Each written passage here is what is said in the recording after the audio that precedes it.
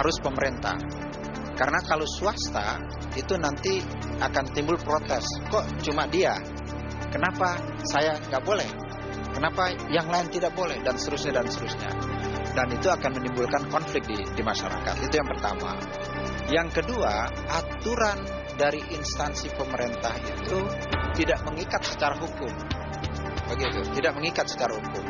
Misalnya dia katakan bahwa produk A itu halal. Begitu diproduksi ternyata haram. Begitu.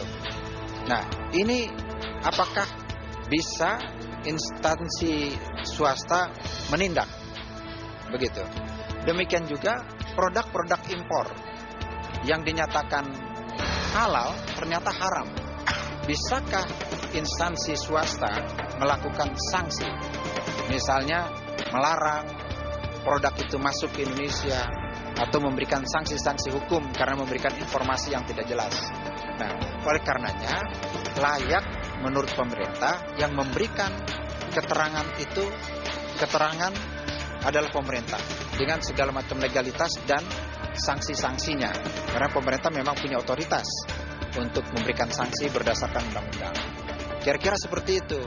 Nah, dengan peraturan pemerintah itu berarti mengikat semuanya, mengikat produsen dalam negeri termasuk produsen di luar negeri. Begitu. Namun demikian, pemerintah juga tidak mengambil seluruhnya. Jadi, dalam artian tidak mengambil seluruhnya itu untuk menetapkan produk ini halal atau haram tetap diserahkan kepada ahlinya. Begitu. Nah, kalau soal halal dan haram dari sisi hukum Islam itu diserahkan kepada Majelis Ulama, bukan Departemen Agama, ya. Tetap karena dia adalah ahlinya. Begitu. Setelah dia melakukan kajian, peninjauan, segala macam lah yang berkaitan untuk bisa diketahui secara pasti apakah produk itu halal atau haram, ya, ditetapkan pemerintah yang melegalisir penetapan itu. Begitu. Nah, taruh dulu, ini kan nggak sederhana, ya kan? Untuk mengetahui barang itu halal dan haram, itu kan harus diteliti bahan bakunya. Kemudian media dari processingnya. Yang ketiga kemasannya, ya. Mungkin tempat meletakkan barang itu di mana. Begitu. Halal dan haram bukan saja berkaitan misalnya ada unsur babi, ada unsur anjing, ya, tetapi ada unsur-unsur lain yang membahayakan kesehatan.